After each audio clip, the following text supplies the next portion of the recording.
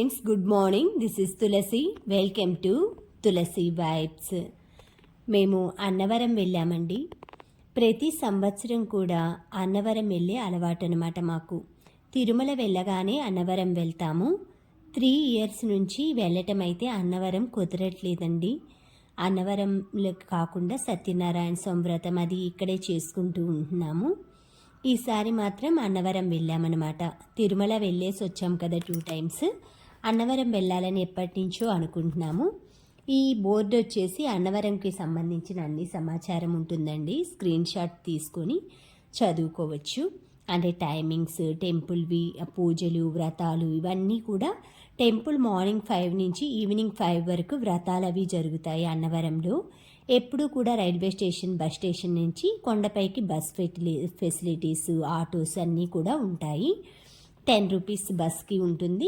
Auto అలా వచ్చేసి 30-40 rupees ఉంటాయండి. దర్శనానికైతే మాకు ఒక 5 to 5 hours పట్టింది. అంటే మొత్తం కథ కూడా 2 hours పడుతుందన్నమాట. మొత్తం అవన్నీ పూజ సామూహికంగా చేసేది కాబట్టి టైం అయితే పడుతుంది. మాకు ఇక్కడ ఫస్ట్ రూమ్ అది కూడా మేము ట్రైన్ టికెట్స్తో పాటు రూమ్ యాత్రికన్ సదన్లో అయితే మాకు బుక్ అయిందండి. ఇది మేము 1 month ముందే ప్లాన్ చేసుకొని రైల్ టికెట్స్ కానీ రూమ్ కానీ అన్నీ కూడా ఆ చుట్టుపక్కల చూడాల్సిన టెంపుల్స్ అన్నీ కూడా లిస్ట్ అవుట్ చేసుకున్నాము. అన్నవరంలో స్వామివారి కళ్యాణం ఇవన్నీ అయిపోగానే మేము పూజ, కథ ఇవన్నీ వినటానికి మనకి దగ్గర 2 hours పడుతుందన్నమాట. ఈలోపు పూజ ఆ స్వామి వారి యొక్క వ్రతం ఒకటి కలదు. ఆ వ్రతమును ఆచరించినట్లయితే ఈ మానవులకు దారిద్ర్యమంతా ఇక్కడ సత్యనారాయణ స్వామి గారు హరిహర హిరణ్య గర్భ త్రిమూర్త్యాత్మక స్వరూపం. హరిణనగా శ్రీ మహావిష్ణువు, హరుడు అనగా శంకరుడు, హిరణ్య గర్భుడు అనగా బ్రహ్మదేవుడు. మధ్యలో ఉన్నవారు విష్ణుమూర్తి అవతారు సత్యనారాయణ స్వామి వారు. కుడి ప్రక్కన పరమేశ్వరుడు, కింద పాదాల దగ్గర యంత్ర స్వరూపంలో బ్రహ్మ ఉంటారు. మనం దర్శనానికి వెళ్ళినప్పుడు పైభాగంలో స్వామివారు, అమ్మవారు, పరమేశ్వరుడు మనకు ఈ విధంగానే దర్శనమిస్తారు. కింద భాగానికి వెళ్ళగానే స్వామివారి పాదాలు, త్రిపాద్విభూతి మహావైకుంఠ నారాయణ యంత్రం, అదే బ్రహ్మస్వరూపం. త్రిమూర్తులు ముగ్గురు కూడా కలసి వెలసిన క్షేత్రమే అన్నవర క్షేత్రం. అందరూ అలా శిరస్సు వంచి సత్యమే. కథలన్నీ విన్నాక మెయిన్ మనకి ప్రసాదం తీసుకోవాలండి. పూజలో గోధుమ రవ్వను ఒక ప్రసాదం ఇస్తారనమాట. అవన్నీ పూజా ద్రవ్యాల మీద వాటర్ అవన్నీ వేసిన తర్వాత ప్రసాదం ముందుగా మనం తినాలి. ఆ తర్వాత ప్రసాదం తినకుండా వెళ్ళిపోయిన వాళ్ళకి ఆ కథల్లో మనకి విన్నట్లయితే తెలుస్తుందన్నమాట ఆ ప్రసాదం యొక్క మహిమ. ఈ ప్రసాదం అంటే మనకి తిరుపతిలో లడ్డు ఎలా ఫేమస్, అన్నవరంలో గోధుమ నూక ప్రసాదం, సత్యనారాయణ స్వామి ప్రసాదం అంత ఫేమస్. ఇక్కడ వ్రతంలో చేసిన తమలపాకులు అవన్నీ కూడా మనకి క్లాత్ వస్తుంది కదా, కింద యంత్రం క్లాత్, దాంట్లో మూట కట్టి ఇంటికి తీసుకెళ్ళి తొక్కని చోట వేయమన్నారు. కొబ్బరి చిప్పలు, పూజలో పెట్టిన అరటిపళ్ళు అవన్నీ కూడా మనల్నే తినమన్నారు. అంటే బయట వాళ్ళకి అలా ఇవ్వకుండా పూజకు ఉపయోగించినవి. తర్వాత జాకెట్ ముక్క, రూపు ఇవన్నీ కూడా ఇంటికి తీసుకెళ్ళి పూజా రూమ్లో పెట్టుకోమన్నారు. ఈ పూజ, కథ ఇవన్నీ విన్న తర్వాత ఆ స్వామివారి దర్శనము, టెంపుల్లో అమ్మవారి దర్శనము ఇవన్నీ చేసుకొని అక్కడ గోశాల, రావి చెట్టు కొన్ని ఉంటాయండి. అవన్నీ దర్శించుకున్న తర్వాత ప్రసాదాలన్నీ తీసుకొని కొన్ని పిక్స్ అయితే దిగాము. ఆ తర్వాత తలుపులమ్మ అమ్మవారు ఆలయం ఉందన్నమాట. మనకి అన్నవరం నుంచి నియర్ బై ఒక 25-30 minutes పడుతుందన్నమాట. 30 kilometers డిస్టెన్స్ ఉంటుంది అన్నవరం నుంచి. తలుపులమ్మ ఆలయం చాలా ఫేమస్ అయిన టెంపుల్ అండి. 2 కొండల మధ్యలో అమ్మవారి విగ్రహం, తమ్ముడు పోతురాజు, అమ్మవారి రూపు, అమ్మవారి వెలిసిన విగ్రహం ఉంటుందన్నమాట. చాలా మంచి మహిమాన్వితమైన టెంపుల్ అని చాలామంది అడిగారు. ఈ ఫోటోలో ఎలా ఉందో అలానే లోపల విగ్రహం కూడా ఉంటుందన్నమాట. అటువైపు ఇటువైపు సింహాలలా. ఇక్కడ కొండలపైన అయితే చెట్లండి, ప్రకృతి ఎంత బాగుందో. నాకైతే కొన్ని షార్ట్స్ అలా అయితే ఫొటోస్ దిగానండి. చాలా మంచిగా ప్లెజెంట్గా ఉందన్నమాట. వర్షం కూడా పడుతూ ఉంది మేము వెళ్ళినప్పుడు. ఇది చూసారా, కొండల మీద పచ్చటి దుప్పటి కప్పినట్లు ఉందన్నమాట, పచ్చటి క్లాత్ కప్పినట్లు. ఈ టెంపుల్ గురించి అవన్నీ కూడా అక్కడ ఉన్న వాళ్ళు చక్కగా చెప్తున్నారనమాట. ఆ అమ్మవారి అదివరికి తలుచుకోగానే వరాలిచ్చే అమ్మవారంట. తలకోన అమ్మవారు అలా అలా ప్రసిద్ధి చెంది ఆ వాడుక భాషలో తలుపులమ్మ, తలిచిన వెంటనే కోరికలు ఇచ్చే అమ్మవారిని దగ్గర మనం భాషాపరంగా తలుపులమ్మ అని వచ్చిందని చెప్పారనమాట. ఆమె స్వయంభూగా అలా వెలిసిందట. తర్వాత పీఠాపురం వచ్చేసామండి మేము. పురుహూతిక అమ్మవారి శక్తిపీఠం దర్శనం చేసుకున్నాము. తర్వాత కుకుటేశ్వర స్వామి టెంపుల్ ఉందన్నమాట, శివాలయం, శివలింగము. శివలింగం అది పంచారామాల్లో ఒక శివలింగం అనమాట. అక్కడ ఆలయంలో కూడా మధ్యలో మనకి కోనేరులా ఉంటుందన్నమాట. ఆ వాటరు, ఆ స్వామి మనకి పాదగయ అంటారనమాట. అక్కడ ఇదే అనమాట, ఆ పాదగయ అంటారు కదా, బ్రహ్మ విష్ణు మహేశ్వరులు అలా ఉందన్నమాట. అక్కడ చరిత్ర కూడా ఒక ఫోటోలాగా మనకి రాశారండి అక్కడ ఒక బోర్డు పైన. అవన్నీ కూడా చాలా మంచిగా అనిపించినాయి అనమాట దర్శనం చేసుకున్నప్పుడు. తర్వాత దత్తపీఠం అక్కడే ఉంటుందన్నమాట. మనకి దత్తాత్రేయుడు స్వామివారి విగ్రహం ఉంటుంది.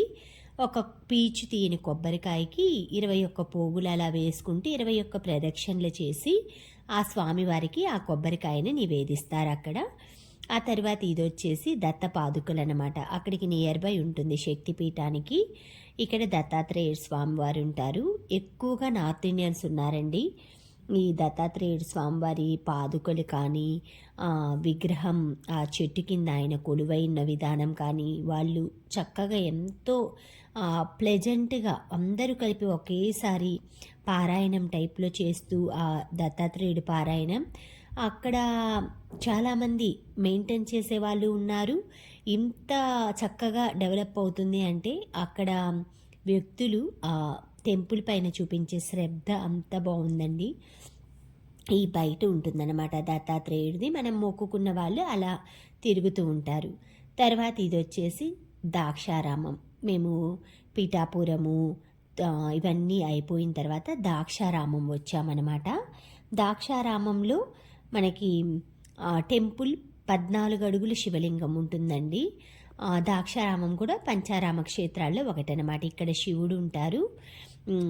ఈ ద్రాక్షారామంలో అమ్మవారు, శివుడు టెంపుల్ వేరుగా ఉంటుంది, అమ్మవారిది వేరుగా ఉంటుంది. లింగం మనకి హైట్గా ఉంటుందండి. అది ఏదో సూర్యుడు అలా తగిలి ఆగిపోయిందట పెరుగుదల అనేది. అది కింద వాటర్ ఎప్పుడు కూడా వాటర్ ఉంటాయంట, ఎక్కడి నుంచి వస్తాయో తెలియదట, వాటర్లోనే ఉంటుంది లింగం. ఇలానే మనకి సామర్లకోటలో సోమేశ్వర ఆలయం కూడా ద్రాక్షారామం ఎలా కట్టారో సోమేశ్వర ఆలయంలో కూడా అలానే లింగం కానీ 14 అడుగులే ఉంటుందండి. చుట్టూ మనకి చెక్కుడు శిల్పకళ అంతా కూడా ద్రాక్షారామంలో ఏ విధంగా శివుడి దగ్గరికి వెళ్ళేది, చెక్కతోటి మెట్లు కానీ అన్నీ కూడా సేమ్ మనకి సోమేశ్వరాలయం సామర్లకోటలో కూడా అలానే ఉంటుంది. ద్రాక్షారామంలో పెద్ద నంది కూడా ఉంటుందండి శివాలయంలో ఎదురుగా, అలానే అక్కడ కూడా ఉంటుందన్నమాట. ఇది వచ్చేసి వీరబ్రహ్మేంద్ర స్వామి, కాలభైరవుడు, ఇవన్నీ చిన్న చిన్న విగ్రహాలు, టెంపుల్స్ అన్నీ కూడా అండి.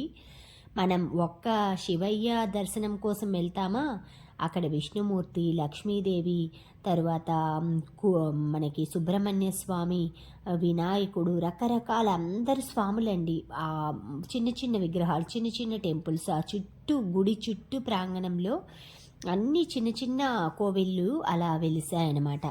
అంత బాగా ఆ రోజుల్లో సిమెంటు అవి యూజ్ చేయకుండా రాళ్లతోటి రాజులు పరిపాలించే కాలంలో అండి, జమీందారులు వీళ్ళు పరిపాలించే కాలంలో అవి నిర్మించారనమాట. ఇది సోమేశ్వరాలయం అనమాట.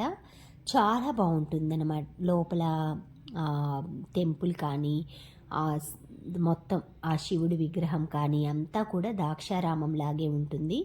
చాలా ప్రశాంతంగా అనిపించింది అనమాట టెంపుల్ దర్శనించి. మనకి 4 o'clock ఈవినింగ్ ఓపెన్ చేస్తారు, 12:30, 1కి క్లోజ్ చేసేసి ఆ తర్వాత 4కి అయితే ఫుల్ క్రౌడ్ ఉంటుందన్నమాట టెంపుల్ దగ్గర. దర్శనం అది చేసుకొని అక్కడే కాలభైరవుడి టెంపుల్ ఉందండి. చాలామంది అక్కడ కాలభైరవుడికి మొక్కుకొని వడలు పూర్ణాలు అలాగా ఆయన పిల్లలు లేని వాళ్ళకి అలా మొక్కుకుంటారట. అక్కడ శివలింగం కూడా బయట ఒకటి పెట్టుంది సామర్లకోటలో. వాటర్ పోస్తూనే ఉన్నారండి కంటిన్యూస్గా. చిన్న చిన్న పెళ్ళి కాని పిల్లలు, మగవాళ్ళు, ఆడవాళ్ళు బిందెతోటి బావిలోవి వాళ్ళే తోడుకొని ఒక టబ్లో పోసుకొని దాంట్లో నుంచి ఇన్ని బిందెలు 101 బిందె అలా మొక్కుకుంటారు కదా, అలా పోస్తూ ఉన్నారు శివుడికి లింగానికి.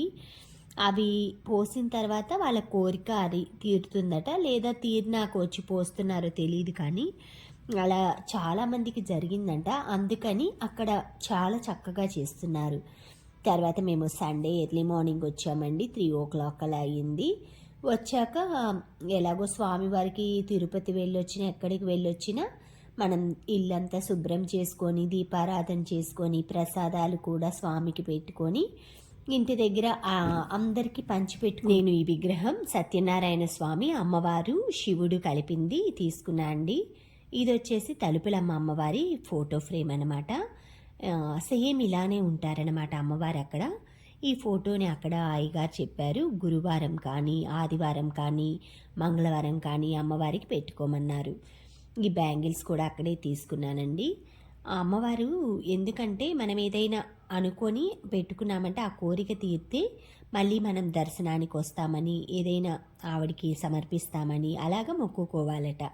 తర్వాత ఇవి వచ్చి ప్రసాదాలన్నీ అన్నవరం, ద్రాక్షారామం, సామర్లకోట ఇవన్నీ అండి, పిఠాపురం ఇవి అన్నీ కూడా ఎక్కువేం తీసుకోవాలి. అన్నవరం ప్రసాదాలే ఎక్కువ తీసుకున్నాం, మిగతావి ఇంట్లో వరకు అనేసి ఒక్కొక్క ప్యాకెట్ అలా ఎన్ని ప్యాకెట్లను తీసుకొని అందరికీ పంచాలన్నా ఇంటింటికి తిరిగి ఎట్లయినా ఇబ్బందేనండి. అందుకే నాకు తెలిసిన వాళ్ళు కలిసినప్పుడు టెంపుల్లో అందరికీ ఇచ్చాను తెలిసిన వరకు.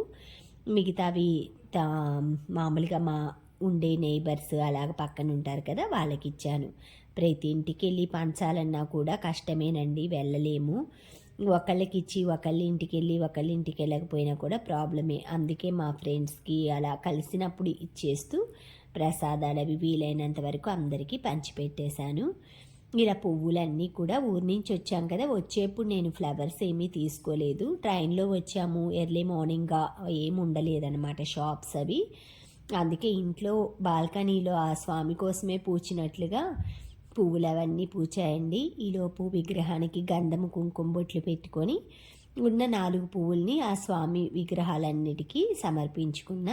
తలుపులమ్మ తల్లికి కూడా గంధం కుంకుమ బొట్లు అలంకరించి ఆ అమ్మవారిని కూడా ఆదివారం రోజే పెట్టుకున్నానండి ఆ పూజా గదిలో. అది ఇలా మంగళవారం కానీ గురువారం కానీ అలాగా అమ్మవారికి నైవేద్యాలు అలా పూజ అవి చేసుకుందాము అనుకుంటున్నాను.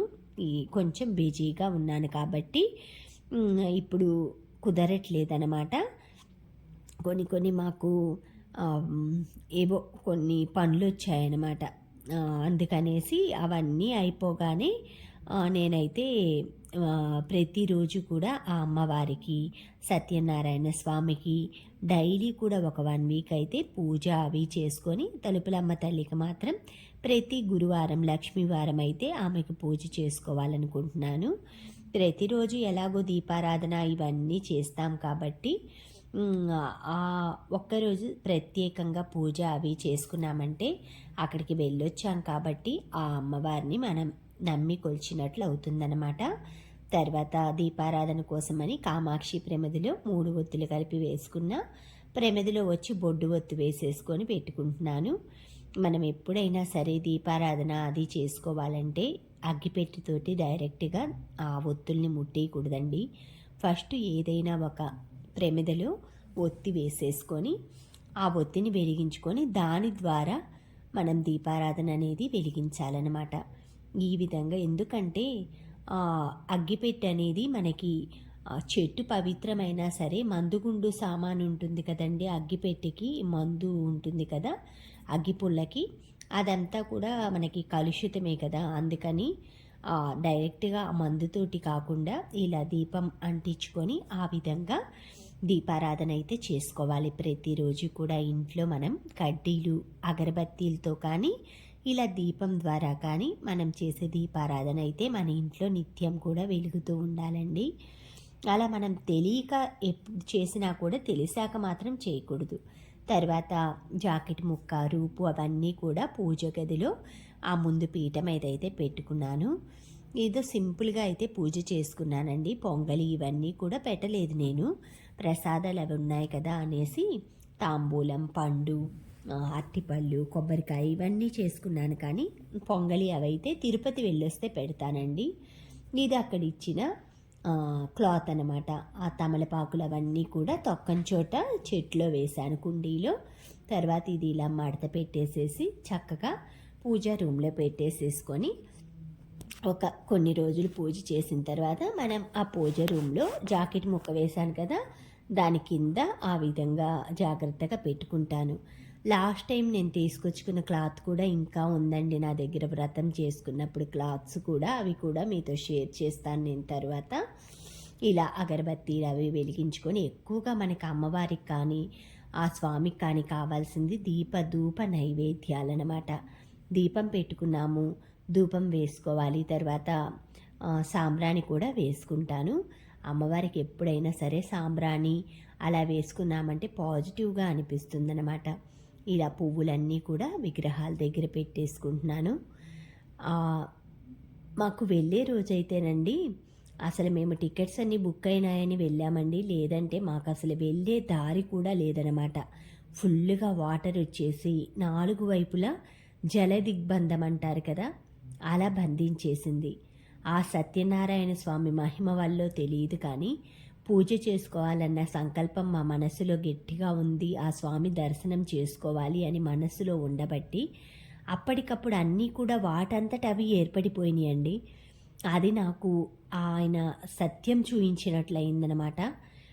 మామూలుగా అయితే ఎన్నో ఇబ్బందులు పడతా వెళ్తూ ఉంటాము. ఆ స్వామి టికెట్స్ అన్నీ బుక్ అయిపోయినాయి, దర్శనానికి వెళ్ళాలనుకుంటున్నాము, సెలవు ఇవన్నీ 15th ఆగస్టు సాటర్డే పెట్టుకున్నాము, సండే కూడా వచ్చిందనేసి అన్నీ ప్లాన్ చేసుకున్నాము. అప్పటికప్పుడు సడన్గా వచ్చేసి మా చుట్టూ ఉన్న, మీకు జగ్గయ్యపేట ఐడియానే ఉండే ఉంటుంది, జగ్గయ్యపేటలో మనకి పాలేరు వాగు వచ్చేసింది, మునిగి వాటర్ అన్నీ అని న్యూస్ ఛానల్స్లో కూడా చాలా చెప్పారనమాట. ఆ టైంలో అనమాట ఇటు కోదాడ ఇటు వెళ్ళే రూట్స్ కూచిపూడి ఈ చోట్లంతా వాగుపైకి వాటర్ వచ్చాయండి. ఇటువైపు వెళ్ళటానికి జగ్గయ్యపేటలో మాకు అంత బ్లాక్ అయిపోయిందనమాట. పాలేరు వాగు ఉంటుంది కదా, దానికి ఇటు సైడ్ ఉంటాం మేము. ఆ వాటర్ వెళ్ళటానికే లేదనమాట. జగ్గయ్యపేట అంతా కూడా వాటర్ వచ్చేసినాయని న్యూస్ ఛానల్స్లో కూడా చెప్పారు. అలాంటప్పుడు మేము ఆ స్వామివారి దగ్గరికి వెళ్ళి దర్శనం చేసుకొచ్చామంటే ఆ స్వామివారి మహిమేనండి. తర్వాత అక్కడి నుంచి నాకు ఇష్టమైన కొన్ని ఐటమ్స్ అయితే మాకు ఇక్కడ దొరకనివి తెచ్చుకున్నాను. మామిడి తాండ్ర, పాలకోవా, తాటి తాండ్ర, ఆ తర్వాత కొన్ని రకాల మిక్చర్స్. మనం వెళ్ళామనుకోండి, స్వామికి కావలసిన పనులతో పాటు స్వకార్యం అంటే మనకి కొన్ని ఇష్టమైనవి, ఎందుకంటే మాకు ఇలా ఇక్కడ దొరకవన్నమాట. అలాంటివి పూతరేకులు ఇలాంటివన్నీ తెచ్చుకున్నానండి. ఇక్కడ మాకు దొరుకుతాయి కానీ అక్కడ ఉండే ఫ్రెష్నెస్ కానీ అక్కడ కొంచెం మనకి కాస్ట్ వైజ్ కానీ మంచిగా అనిపిస్తుంది అనమాట. ఇవి వచ్చి డ్రై ఫ్రూట్స్ పూతరేకులు అనమాట. ఈ బాక్సెస్ 2 తీసుకున్నాను. తర్వాత పాల్కోవా, మామిడి తాండ్ర ఇవన్నీ కూడా మీకు ఎగ్జాంపుల్కి పెట్టి చూపిస్తున్నాను అనమాట. కొంచెం తాటి తాండ్ర అనమాట. ఇవి వచ్చేసి 2.5 kilos తీసుకున్నాను అనమాట. ఎందుకంటే ఇక్కడ దొరకవు కాబట్టి అక్కడ చక్కగా ఇలా తాటి చేపల మీద వేసేసి ఈ విధంగా పరుస్తారట. వాటిని మనం ఎంత కావాలంటే అంత క్వాంటిటీ కట్ చేసి ఇస్తారు. ఆ మామిడి తాండ్ర మాత్రం అన్ని చోట్ల బాక్సెస్లో ఇలా ఉందండి. ఒక్కొక్క చోటు ఉంది కానీ నేను ఈ బాక్సెస్లో ఉన్నవి ప్రిఫర్ చేశాను. ఎందుకంటే స్వీట్ ఐటమ్స్ కాబట్టి ఈగలు అలాంటివి వస్తూ ఉంటాయి కాబట్టి బాక్స్లో క్లోజ్గా ఉన్నవి తీసుకున్నా. తర్వాత బనానా చిప్స్, ఆలు చిప్స్ ఇలా కొన్ని ట్రైన్లో తినడానికి అన్నట్లు కొన్ని కొన్నాము. Thank you friends, thank you.